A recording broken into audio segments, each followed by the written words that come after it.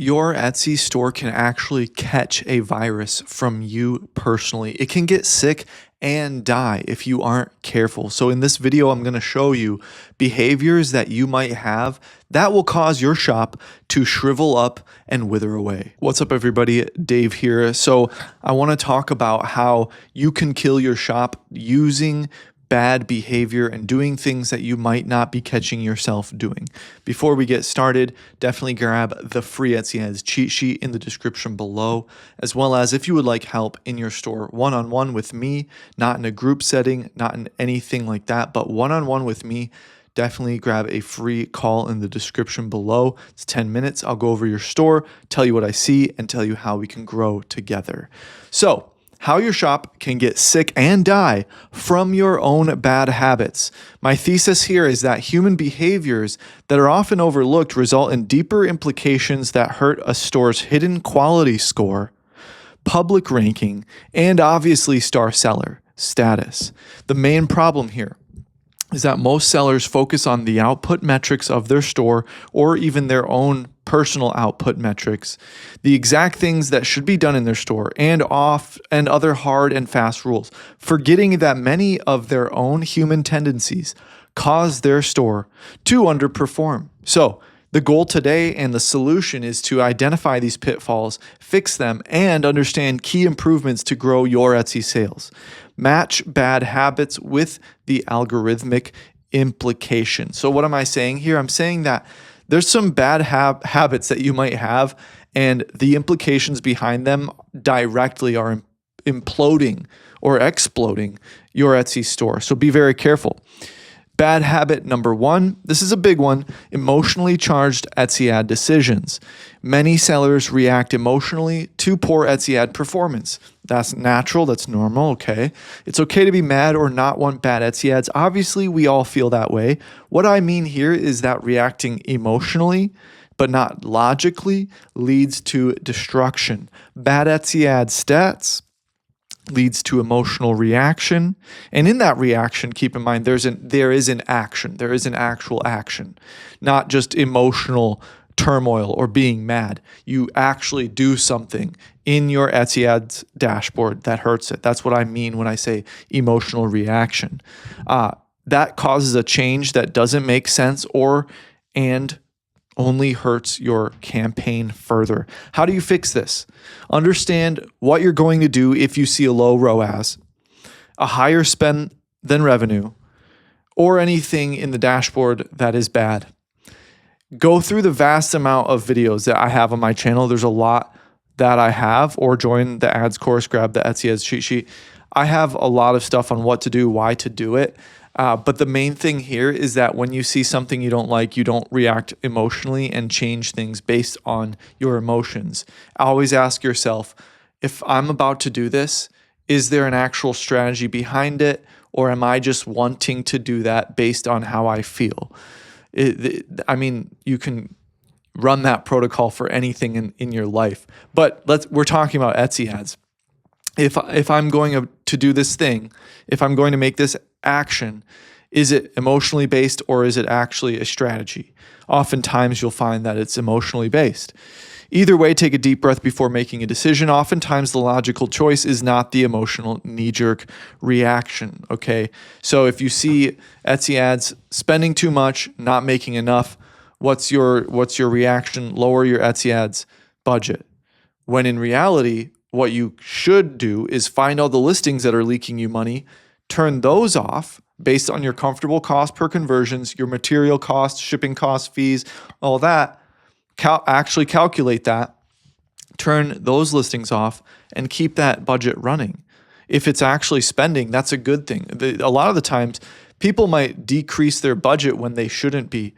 When the budget is spending close or at your daily budget, that's actually a blessing because a lot of times people can't get it to spend that amount. So keep that in mind. That's bad habit number one. If you guys want to build your own website outside of Etsy, I highly recommend Everbee Store. They have a builder that is extremely intuitive, very customizable, and you can import your listings from other platforms, and you can have AI do it. They also have templates, of course. Very nice. I checked it out myself, and I highly recommend it. The link is in the description if you want to try it. Bad habit number 2 is lazy and or dumb SEO choices. What do I mean by this? I'm not just saying bad SEO. That's not what I'm saying. I'm saying there are a lot of niches and audiences that your product could be sold to. Organizing them all into a cohesive set of titles and tags with a 1 or 2 audience focus can absolutely be hard. When you're going through SEO softwares, it oftentimes causes you to find so many relevant keywords, but a lot of times unfocused search phrases.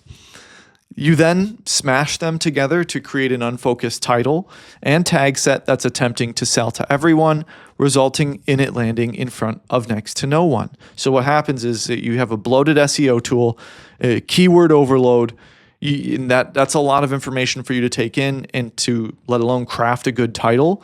So then you just dump it into one listing, and that results in bad ranking. So how do you fix this? Organize your listings SEO focus into 1 to 2 audiences per listing.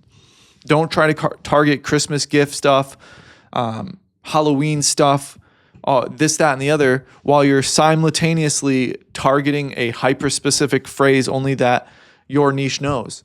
So be very careful. You don't want to go for things that are out of left field, that are way different, way far away from each other on the spectrum.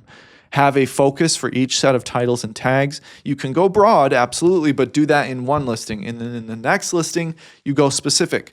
You have to have a strategy to it, but that behavioral choice or that overload that you might experience or overwhelmingness from all the keywords that you can find results in bad title crafting. So don't do that.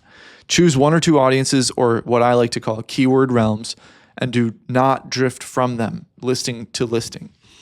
All right, that's bad habit number 2. Bad habit number 3 is inconsistency on all levels. All right, getting a massive boost of motivation is great, but continuing a discipline and implementing a system that moves your Etsy store forward is even better.